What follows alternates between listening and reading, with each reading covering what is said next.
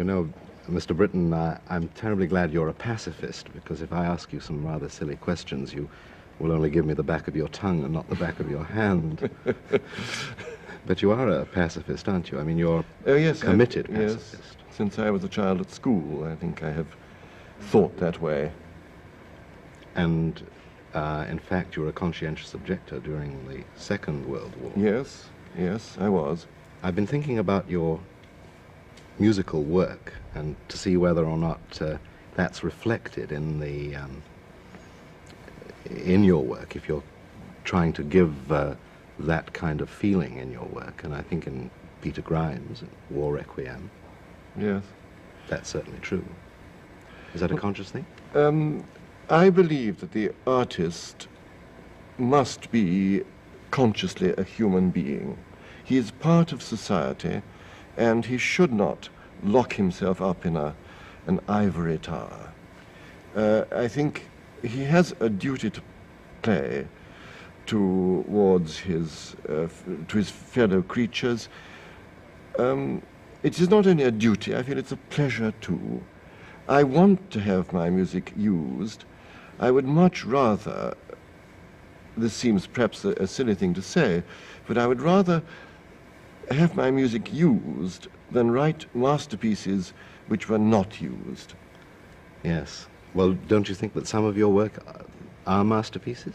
Oh, that's not for me to say at all. Why not? Why wouldn't you have the kind of confidence to think that you've done... Because masterpieces, rather the word masterpiece has a kind of ring about it which suggests lots of dusts on volumes in libraries. You seem to get a great deal of pleasure and happiness out of working with other people.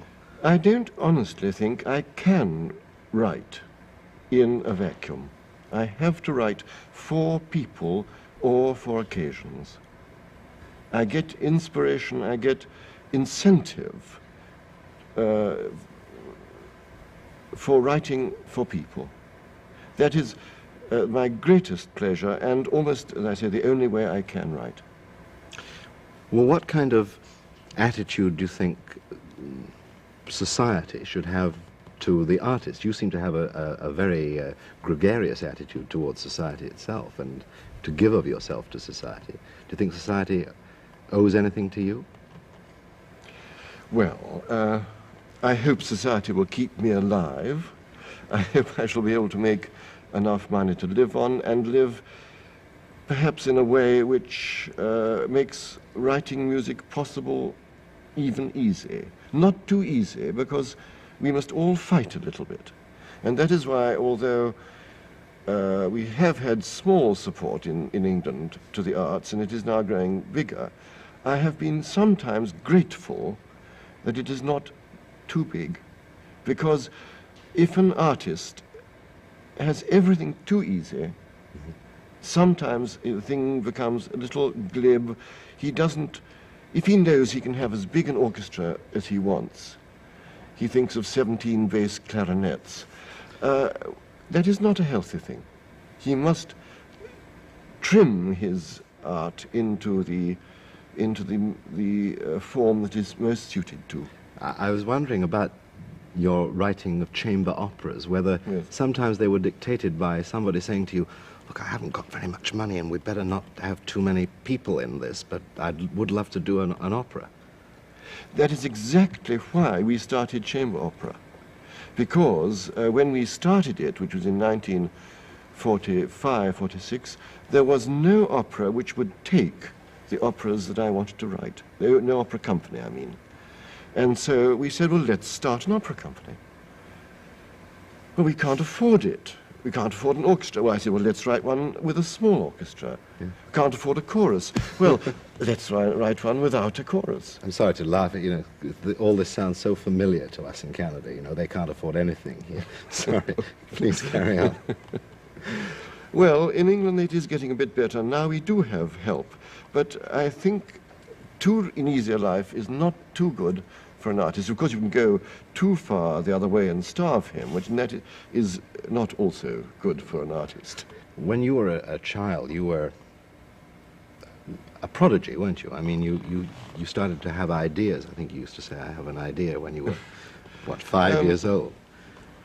Well, I came from a very ordinary middle-class family, and I started writing music, certainly when I was very small, when I was about 5 or 6. But I didn't have much musical education, and in my first school that I went to, my private school, where I went at the age of 8 to 14, there was no music at all. That's not quite true. At the end of each term, on the last evening, we sang some songs. That was nice. That was very nice. But that was the limit of our music. Well, how come when you were 9, you wrote an oratorio, and I believe you wrote an aria for God in C minor? Yes, yes. I hoped it was the key he'd like. There's a question that I have to ask you, which I was referring to right at the beginning. So if I'm ready for the back of your tongue. Why would a man write opera? Because not very many people do write opera, do they? Well, I won't hit you with my tongue at all, because I think it's a very real question. That why do we spend so much time in writing something which has virtually no appeal, or anyhow little appeal, unless it's 100 years old? I think there's some rather sad stories at the moment about the lack of drawing power, even of a masterpiece like Wozzeck in Montreal at the moment. No, I think we write opera because we are all human beings. We like studying human beings. Music expresses the emotions of a human being, and what more wonderful than to have a person on the stage singing and to be able to accompany that person with musical noises. And I think that music is so close to drama. Is the voice a musical instrument, or is the musical instrument at its best as good as the voice? I mean, which came first? Well, obviously the voice came first. And all instruments, I think, really try at their height to imitate the human voice. I mean, why does a composer write, if he's using Italian terms, as many of us do, cantabile, if he wants a phrase beautifully played, because it's going to be sung? I think that the human voice is the loveliest of all instruments.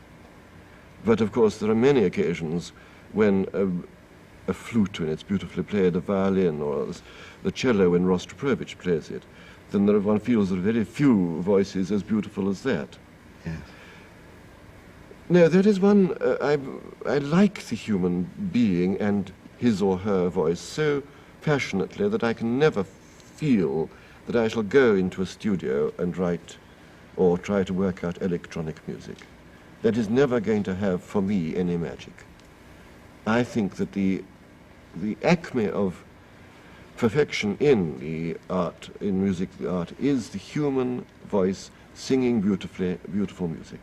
Whether it be one's mother over one, trying to make one go to sleep when one's 2 years old and having a restless night, or the Beatles, I don't know, although perhaps you'll convert me to that. Well, I think they're going towards a simplicity, which I sense in everything you've said today, that you're trying to be more simple, or to bring things down to some sort of clarity.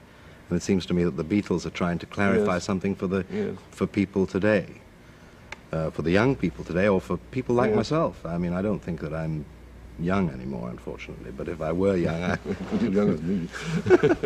No, I think I can't really say about the Beatles, because I have a very busy life and I don't listen to gramophone records or go to concerts very often. But everything I read about the Beatles gives me pleasure. They have a wit and they have a directness, a freshness of approach which gives me great pleasure. I think they're also frightfully funny. Tell me, when you're writing operas and in many of the things that you do, you have to be in it from the very beginning. I mean, I know of somebody who sent you a libretto once, and you said it was very nice, but you were very sorry you couldn't do it because you hadn't been in on it from the beginning. Well, that's quite true. I mean, but this is a long business. I don't know if we have time to go into it now, but the idea for an opera must come from the composer. Then he finds a writer to work with, and together they will plan it out, divide it up into sections, and then the various stages, the writer will write his first sketch, and then you will go through it with him, and he'll say, one will say to him, no, that's too long, too many syllables in that line, can I have more, can I have less? We must have a line for the mother here, she's been standing around the stage for 20 minutes, she must say something now, all that kind of thing. When you're writing an opera, or anything, it must be terribly difficult to keep things in your head, and yet I'm told that you write everything in your head, really, before you ever set it down on paper. Yes, I do that. I don't sketch, I have a theory that if the idea is worth remembering, I shall remember it. That's nice. Well, every time I have an idea that's worth remembering, I write it down so I won't forget it. Perhaps you're right. No, I'm just saying that's me.